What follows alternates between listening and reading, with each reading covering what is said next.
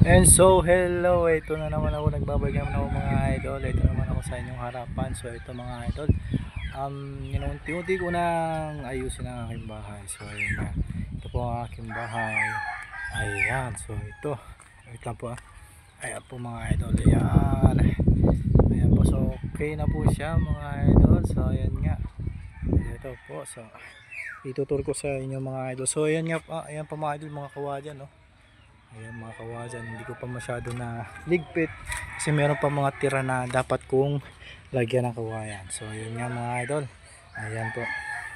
So halika, tutur ko kayo. Ayan, so ito okay na dito sa harapan. Ito mga idol, aking coffee shop, very cute. Very cute coffee shop, diba? Napaka-cute ng aking coffee. So Army Navy coffee yan. So yun nga mga idol, ayan. So ayan, ayan mga idol, so ayun nga. So ito po ang aking bahay mga idol. Nakaseparate na po ako sa, ayan po yung bahay po namin.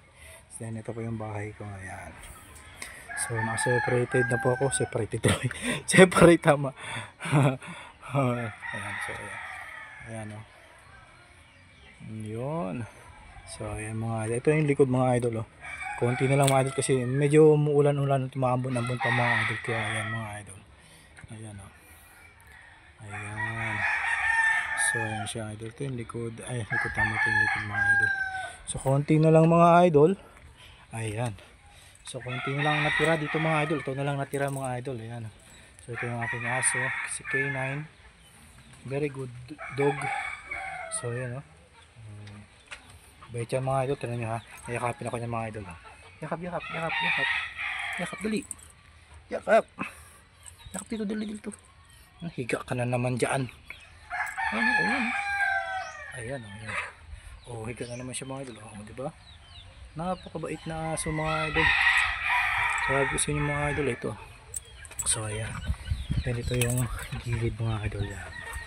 So, ayan, diba? So, lalagyan ko pa yung dito mga idol.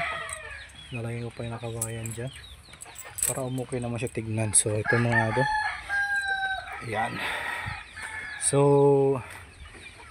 hindi ko muna tatapusin kasi konti pa yung kawayan. So yun.